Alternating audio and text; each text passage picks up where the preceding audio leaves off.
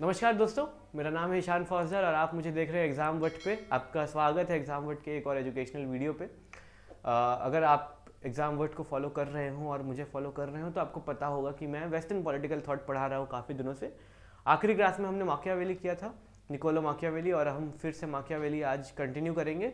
मैं अगर आप पहली बार देख रहे हैं तो मैं आपको बता दूँ कि मेरा नाम ईशान है। मैं JNU में जवाहरलाल नेहरू यूनिवर्सिटी में first year first year international relations and area studies का छात्र हूँ, विद्यार्थी हूँ। और एग्ज़ाम वट के लिए मैं यूट्यूब पे भी पढ़ाता हूँ और एक पेड कोर्स भी मेरा चल रहा है जो कि CUET PG के लिए है। CUET PG पॉलिटिकल साइंस यानी 42 PGQP 42, इसके लिए हमारा पेड कोर्स चल रहा है। हमने एक नया पेड कोर्स भी 21 तारीख को लॉन्च किया, 21 फरवरी को। इस पेड कोर्स में हम बिल्कुल ही फाउंडेशन से पढ़ाते हैं। आपका फ़र्क नहीं पड़ता कि आपका बैकग्राउंड क्या है, हम फाउंडेशन से पूरा पॉलिटिकल साइंस का सिलेबस कवर कर रहे हैं along with MCQs, along with exam preparation, ताकि आपको एक पूरा होलिस्टिक आइडिया मिले कि एग्ज़ाम है क्या, इसे क्रैक कैसे करते हैं। अगर आप इसे ज्वाइन करना चाहें, अगर आपको लगता है कि आपको मेरा पढ़ाना समझ में आ रहा हो, तो आपको लिंक डिस्क्रिप्शन में मिल जाएगी। ज़रूर हमसे जुड़े। लेक्चर्स रिकॉर्डेड होते हैं सारे, PPTs भी सारे मिल जाते हैं, तो इसकी कोई चिंता नहीं है कि आप पीछे रह जाएंगे, ऐसी कोई चिंता नहीं है। आज हम निकोलो माकियावेली, जब हमने आखिरी बार माकियावेली को पढ़ा था तो ज़रा सा रिवीजन के लिए मैंने आपको कहा था कि माकियावेली ह्यूमन नेचर को कैसे डिफाइन करते हैं, self interested, greedy and coward. और इसीलिए the Prince can not depend on anyone, and उस प्रिंस को ये मेक श्योर करना पड़ता है कि उसके आसपास के लोग उस पर डिपेंडेंट हो। उसके लिए उसे दो चीज़ें करने को तैयार रहना होता है, to caress and to annihilate. अब वायलेंस का इस्तेमाल क्यों करना पड़ रहा है प्रिंस को? Why does prince have to use violence? इसका आंसर माकियावेली ये देते हैं, because that is the nature of his job.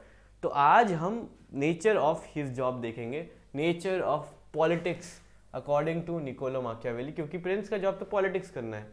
तो what does Machiavelli think about politics? दो कोट्स हैं, ये दो कोट अच्छे से पढ़ना।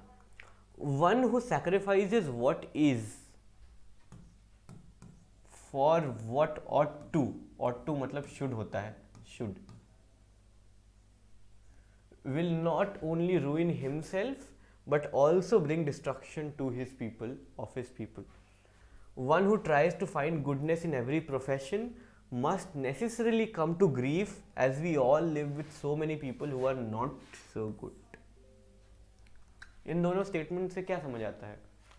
इन दोनों स्टेटमेंट से आपको क्या लगता है कि माकियावेली पॉलिटिक्स के बारे में क्या सोचते हैं? आप हमें कमेंट्स में बताइए। लेकिन जो मुझे समझ में आता है, मुझे ये समझ आता है कि माकियावेली का जो पॉलिटिकल स्टांस है, it is very practical, pragmatic, एक रियलिस्ट अप्रोच है, और एक बहुत ही सिनिकल अप्रोच है, एक बहुत ही पेसिमिस्टिक अप्रोच है। माकियावेली पॉलिटिक्स को एक बहुत ही बुरी, बहुत ही गंदी नज़र से देख रहे हैं। गंदी not in the moral sense, वो कह रहे हैं पॉलिटिक्स ऐसा ही है, पॉलिटिक्स पावर प्ले है। हम जिन लोगों के आसपास रह रहे हैं वो अच्छे नहीं हैं, तो वो जैसे नहीं है वैसे वो जिस तरह से हमें एक्ट करना चाहिए, it will depend on the people who are around us, and the people are not so good. So politics is not ethical, politics ethics के बारे में नहीं है, but empirical and uninspiring. Politics जो है इट इज़ अनइंस्पायरिंग, इसमें emotion का role नहीं है, इसमें मॉरल्स का रोल, एथिक्स का रोल नहीं है। पॉलिटिक्स में हम पावर की बात करते हैं, पॉलिटिक्स में हम ऑब्जेक्टिव इम्पेरिकल चीज़ों की बात करते हैं जो कि अनइंस्पायरिंग है, devoid of emotions, devoid of morals. Politics बिल्कुल ही एक प्रैक्टिकल चीज़ है, प्रैक्टिकली डील करना है। कोई इमोशंस, कोई मॉरल वैल्यूज पॉलिटिक्स में नहीं है। पॉलिटिक्स इज नॉट मॉरल, ठीक है। अब जब politics is not moral, politics is not ethical, तो prince must also be strictly empirical and cold blooded in his decisions. जिस तरह का पॉलिटिक्स का नेचर है, प्रिंस को भी वैसे ही होना पड़ेगा। प्रिंस के डिसीजंस में भी इमोशन नहीं आना चाहिए, उनका दिल नहीं आना चाहिए। Cold blooded decision, firm decision and empirical decision होना चाहिए as per his job, because that is what the job demands, ठीक है। Therefore, use of violence is justified to maintain power, क्योंकि politics is all about power, is all about cold blooded and firm empirical decisions, therefore politics में power use करना ही पड़ेगा। Power use करना morality की बात नहीं है, ये जो है वो है वाली बात, it is what it is वाली बात है। It is not about what should be और what ought to be. Ethics morals नहीं है पॉलिटिक्स में। पॉलिटिक्स सीधा साधा बहुत ही स्ट्रेट फॉरवर्ड पावर का खेल है और वो खेलना है आपको। एथिक्स की जगह ही नहीं है। अगर पॉलिटिक्स में पावर सेंटर पे है, वायलेंस सेंटर पे है, तो पावर को how should violence be used effectively. मतलब जैसा कि आखिरी क्लास में हम क्वेश्चन पूछ रहे थे ना कि कौन सा ज़्यादा इफेक्टिव है, ज़्यादा इफेक्टिव वायलेंस है या ज़्यादा इफेक्टिव वो है सॉफ्ट पावर है। सॉफ्ट पावर नहीं, ज़्यादा इफेक्टिव गिफ्ट्स हैं। तो क्वेश्चन है how should violence be used effectively, मतलब अगर वायलेंस यूज़ करना ही है तो कैसे उसे यूज़ करें इफेक्टिवली। पहला बात ये कहते हैं माकियावेली कि violence should not be the first option but the last.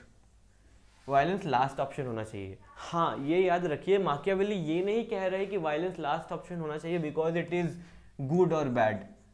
Good और बैड का क्वेश्चन है ही नहीं, क्योंकि यहाँ एथिक्स की बात हम कर ही नहीं रहे। इसे एथिकल नेचुरलिज्म कहा जाता है। Ethical naturalism.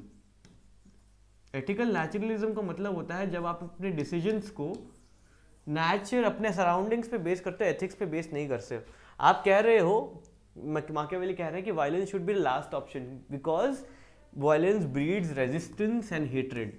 अगर राजा ज़्यादा वायलेंस करता है तो प्रजा में रेजिस्टेंस और हेट्रेड बिल्ड हो सकता है, जो राजा के पावर के लिए सही नहीं है, रेवोल्यूशन हो सकता है। इसीलिए वायलेंस जो है उसे, वायलेंस को लास्ट ऑप्शन रखना चाहिए। वायलेंस को लास्ट ऑप्शन इसीलिए नहीं रखना चाहिए क्योंकि वो बुरा है। वायलेंस को लास्ट ऑप्शन इसीलिए रखना चाहिए क्योंकि it breeds resistance and hatred. ठीक है, तो वायलेंस को लास्ट ऑप्शन रखना चाहिए। सेकेंड है violence must be used quickly and mercilessly. जितनी जल्दी हो सके उतनी जल्दी वायलेंस करना चाहिए और मर्सीलेसली करना चाहिए। कोई बचना नहीं चाहिए, क्योंकि अगर कोई बच गया तो वो रिवेंज लेने को वापस आएगा। एकदम जल्दी यूज़ करो, जल्दी यूज़ करना चाहिए और मर्सीलेसली यूज़ करना चाहिए, ख़त्म करना चाहिए, क्योंकि ताकि चांस ऑफ रिवेंज ना रहे।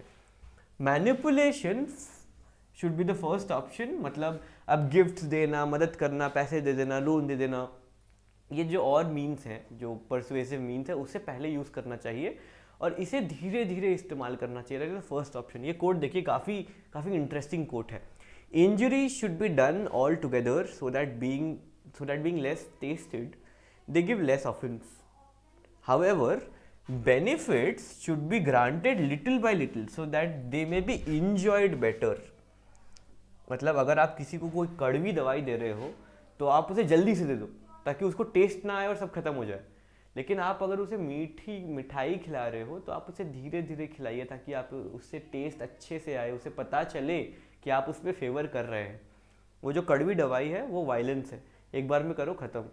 जो मीठी चीज़ें हैं, जो और दूसरे रिवॉर्ड्स, गिफ्ट्स, लोन्स, जो भी पैसा, ये धीरे धीरे करना चाहिए ताकि जिसे आप दे रहे हैं उसे पता चले कि फेवर कर रहा है आप पे, आपके फेवर कर रहा है।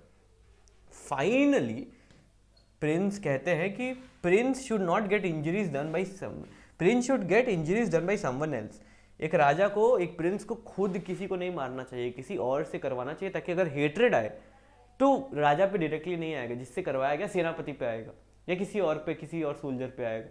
राजा पे डायरेक्टली नहीं आना चाहिए कुछ। ठीक है, तो ये है मैनेजमेंट ऑफ पावर। जब हम अगली बार माकियावेली को पढ़ेंगे तो हम देखेंगे कि माकियावेली प्रिंस की क्या क्वालिटीज़ बताते हैं। एक तो प्रिंस की क्वालिटी ये हो गई कि prince should take merciless and cold blooded decisions, unethical, immoral decisions.